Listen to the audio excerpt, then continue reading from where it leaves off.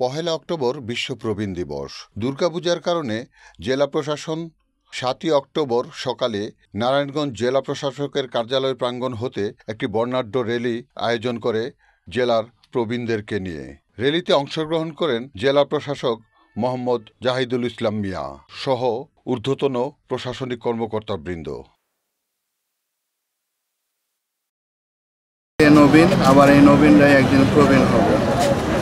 আজকে আমাদের এই যে বাংলাদেশের এখন যে অবস্থা, আমাদের যে বিভিন্ন সেক্টরে যত উন্নয়ন হয়েছে, যত উন্নয়ন সাধিত হয়েছে, আমরা বাংলাদেশের আজকে যে পর্যায়ে নিয়ে এসেছি, বিশ্বের সাথে কম্পিটিশন করে যে অবস্থায় এসেছি, তার পেছনে আমাদের আজকে যারা প্রবীণ হয়েছে তাদের নবীনকালীন সময়ের যে অবদান, সেটি আমরা কৃতজ্ঞতা করে স্মরণ করছি।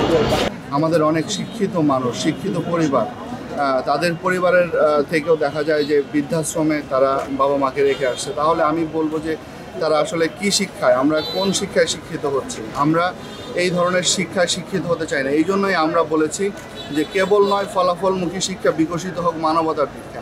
আমাদের শিক্ষা হবে সেই শিক্ষা যে শিক্ষা আমাদের মধ্যে মানবতাবোধ জাগ্রত করবে। যে আসুন আমরা আমাদের প্রবীণদের, তারা সিনিয়র হিসাবে যারা সিটিজেন আছেন, সিনিয়র সিটিজেন যারা আছেন, তাদেরকে আমরা তাদের যোগ্য আসনে, তাদের যথাযথ সম্মানের জায়গায় আমরা তাদেরকে নিশ্চিত করি, তাদেরকে সম্মান করি। আমরা তাদেরকে সম্মান করলেই আমরা সম্মানিত হব।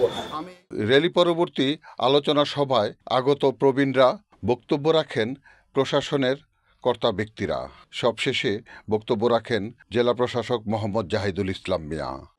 আমরা হয়তো অনেক সময় অনেক ভালো কথা বলি, অনেক ক্ষেত্রে এক ধরনের গোষ্ঠীকে একটা গায়ে চাপানোর চেষ্টা করি, কিন্তু আসলে মূল জায়গাটায় আমরা অ্যাড্রেস করতে সাহস পাই না, আমরা অ্যাড্রেস করি না। আমাদের সেই মূল জায়গায় যদি আমরা অ্যাড্রেস না করি, তাহলে আমরা আজকে আপনারা যে অবস্থায় আছেন, যে আতঙ্কে আছেন, আমিও কালকে সেই আতঙ্কে থাকবো। আমার মধ্যে সেই আতঙ্ক কাজ করে, আমিও সেটা বলছি, আমার মধ্যে আতঙ্ক কাজ করে। কারণ আমাদের সন্তানরা যারা বড় হচ্ছে, তারা কি দেখছে, কি শিখছে, কাদের কি শিখছে, কাকে দেখবে, কাকে অনুসরণ করবে, কাকে অনুকরণ করবে, কে তার আইডল হবে। আমরা এখন পরিবারের কথা বলি। পরিবার আছে, পরিজন কোথায়? পরিজন কোথায়? কোথায় আমাদের সেই পরিজন? আমরা যে পরিজন দেখেছি, পরিজন তো নাই। আমরা কেন আইডল হতে পারছি না? আজকে বাবা মা কেন আইডল হতে পারছে না? বাবা মাকে কেন আপনি আজকে বলেন যে আজকে আপনার সন্তান যে আছে, সে কাকে অনুসরণ করবে? এই আপনি যে সমাজে বাস করেন, সেই সমাজে 10 জন লোক বের করতে পারবেন যাদেরকে আপনার সন্তান অনুসরণ করবে? আপনি বলবেন যে আপনার সন্তানকে তার মতো হোক, আপনার বাসায় বাস করে এরকম এক্সাম্পল দিতে পারবেন? আমি পারবো? আমরা কিন্তু পারি না। এই দায়িত্ব কাদের? কেন আমরা পারি না? আমরা কিসের পেছনে ছুটছি? আমরা কোথায় ছুটছি? কোন জায়গায় যাচ্ছে? আমাদের শেষ কোথায়? আজকে আমাদের এই আইন করতে হয় বাবা মার ভরণ পোষণের জন্য। কেন? তাহলে আমরা কোন শিক্ষায় শিক্ষিত হলাম?